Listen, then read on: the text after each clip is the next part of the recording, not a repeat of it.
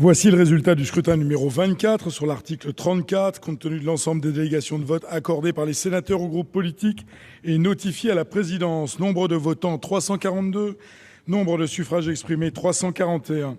Pour l'adoption 322, contre 19. Le Sénat a donc adopté.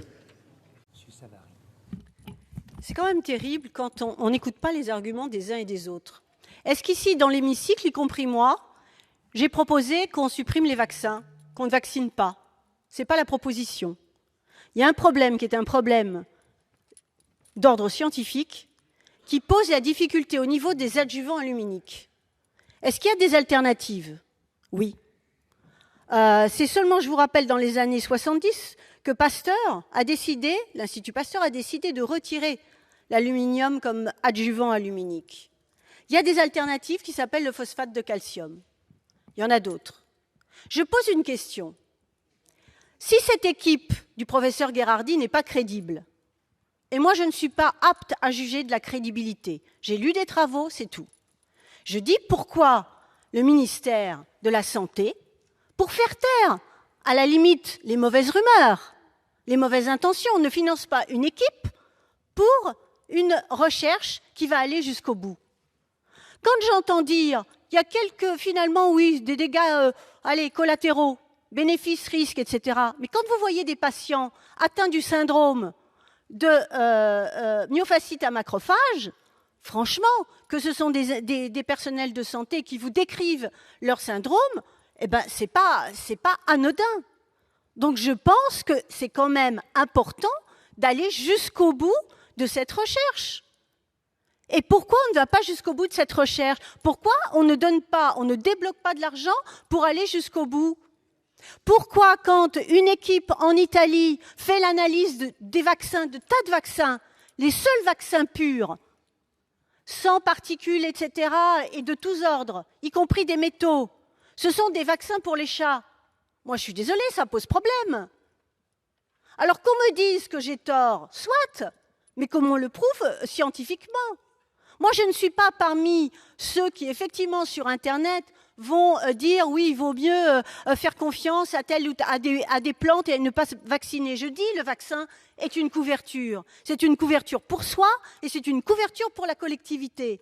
Donc, ça n'est absolument pas ça que je remets en question. Donc, ayez au moins l'honnêteté intellectuelle d'entendre les arguments que je donne.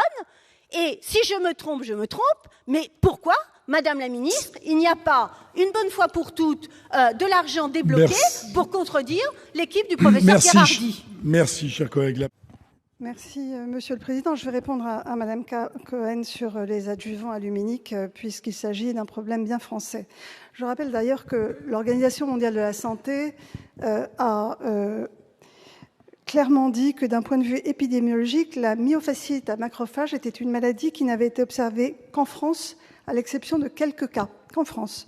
Donc nous avons donc effectivement une équipe qui a décrit une maladie qui n'existe qu'en France, qui n'est pas reconnue par l'OMS et qui émet le doute sur l'imputabilité des adjuvants aluminiques par rapport à cette maladie. Ok, le doute est là. 90 ans de recul avec les vaccins à base d'aluminium. 90 ans de recul.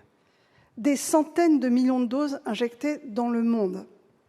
L'Organisation mondiale de la santé a produit un rapport sur les adjuvants et a conclu à l'innocuité. Les académies de médecine françaises, le Haut Conseil de santé publique, toutes les agences de sécurité sanitaire du monde, la FDA américaine, l'Agence européenne du médicament, qui font de la pharmacovigilance, concluent à l'innocuité des vaccins à base d'adjuvants aluminiques.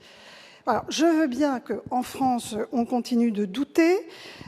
Une équipe travaille, ses projets sont financés, elle répond à des appels à projets et personne ne lui empêche de travailler sur un sujet.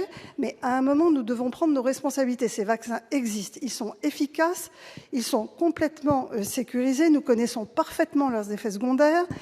Depuis 90 ans qu'ils sont utilisés, et je dis simplement qu'aujourd'hui, nous avons des enfants en France qui meurent parce que vous instillez le doute sur un effet secondaire hypothétique, avec un lien plus qu'hypothétique d'un adjuvant qui est produit et qui est utilisé depuis 90 ans.